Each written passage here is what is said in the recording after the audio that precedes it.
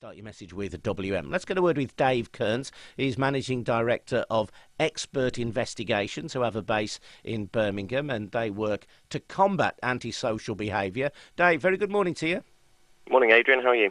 Yeah, very good. And it's slightly difficult, this, isn't it? Because, we're talking about young children, and we're talking about the police saying, this was not specifically aimed at them, but a sort of a low-level grumble about antisocial behaviour in the part of Chelmsley Wood that they live in. But if there is serious antisocial behaviour, how do you get about securing an ASBO?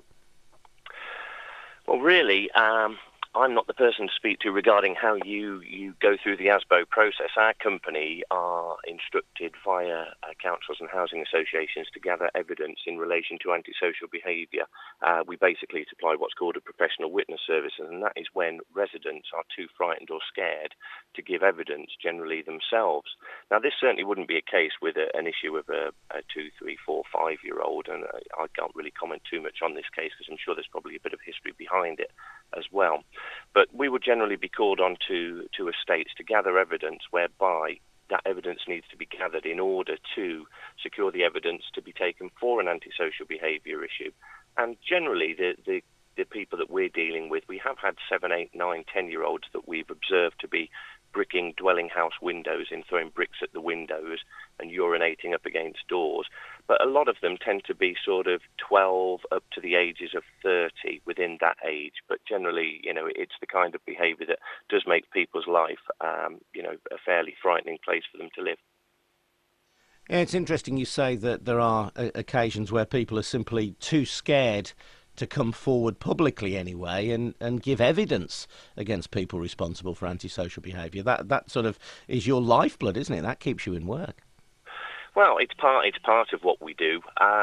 Again, some of the previous callers have mentioned respect and playing out when we were younger, and I'm sort of at the same age by the sound of it of your callers. And yes, we used to play out, as everybody's mentioned, but if we were ever challenged, we would run off. That was generally the rule of thumb. Nowadays, people are much more confrontational. And we've seen kids as young as 6, 7, 8 quite happily to be confrontational to an adult when they might have been asked, don't pull up plants, or, if you're going to have a wee, do it in the bush, not out in the public. Asking, do your parents know where you are? It's 9 o'clock at night and you're still out. The confrontation is always thrown back. And equally, you don't know the nature of the family group and the demographics. So it may well be the older members of the family, the parents, may also be intimidating people on the estate anyway. So it all becomes quite a complex issue sometimes. Good to speak to you. Thanks for joining us today. That's Dave Kearns, who gathers professional witness evidence that can be used when people are issued with antisocial behaviour orders. Let's speak to June in